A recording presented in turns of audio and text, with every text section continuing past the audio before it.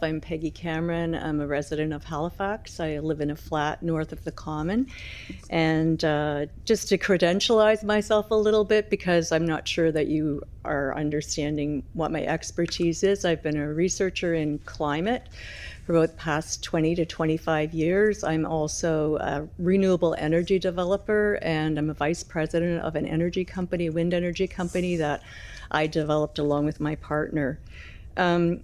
Today I'm going to talk about a couple of things, and I think it's very relevant to all the matters that I heard discussed earlier, and it was very interesting to hear the different ways that we're talking about developing the city, growing the city, and I think one of the things we all need to be a bit cautious about is just the level of technocratic language that we fall into when we're not looking at things in holistic ways.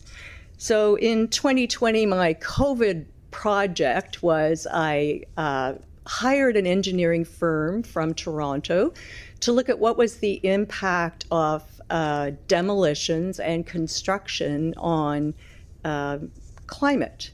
And it turns out it was a new area of study, and during that time, I used a case study, Halifax, the Carlton block, where there's now probably 5 towers going in.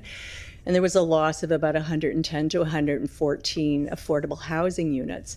And what I was able to determine from my work was 2 things. One is that demolitions are a double whammy on climate, and that if you demolish a building unnecessarily and you replace it, you're using twice as much energy as what you would be doing if you were conserving that building and repurposing it or adding on to it. A second part of that I was able to tease out was the taller the building you build, the more intensive the climate gases are relating to that. And that's just because you're using more energy intensive materials like glass, cement, steel, and aluminum. So then I proposed different ways that Halifax could be looking at augmenting and intensifying housing within the urban core, and I researched what we now know of as missing middle, and so on.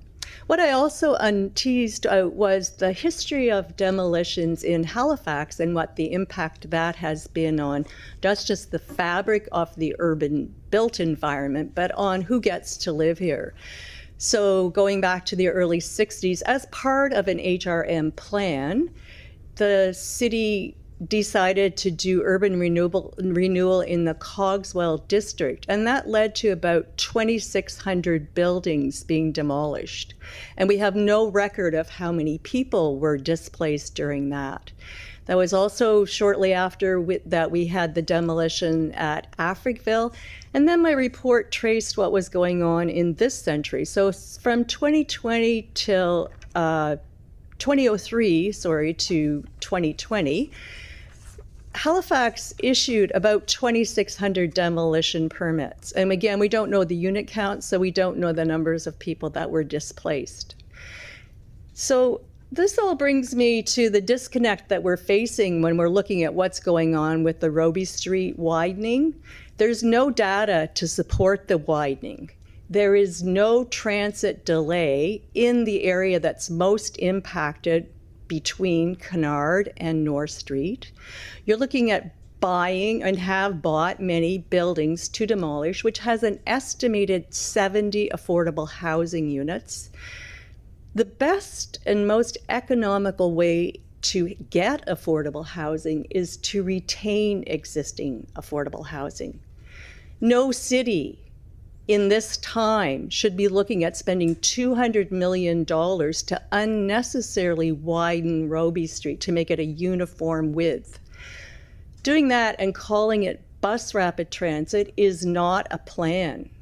We have no plan for bus rapid transit. If this is a tactic to be able to apply for provincial or federal funding by naming it bus rapid transit, we need to propose what that plan is. We need to bring it to the public.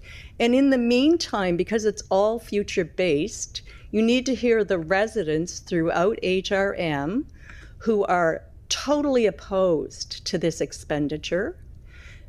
We're asking you to put a pause on the demolitions to repopulate the empty buildings, deeply affordable housing, as I've said before, First Nations.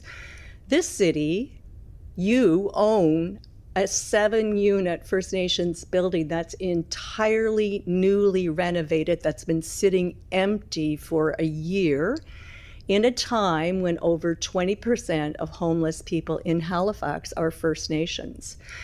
So I'd ask you to review the technocratic elements, integrate them, and make a decision that really is looking at what our needs are. Our needs are more buses, more staff, affordability, shelters, and as Sam Austin's report asked Council to approve, we need to be looking at reallocating existing road space, introducing transit priority signals, and other tactical measures. Thank you.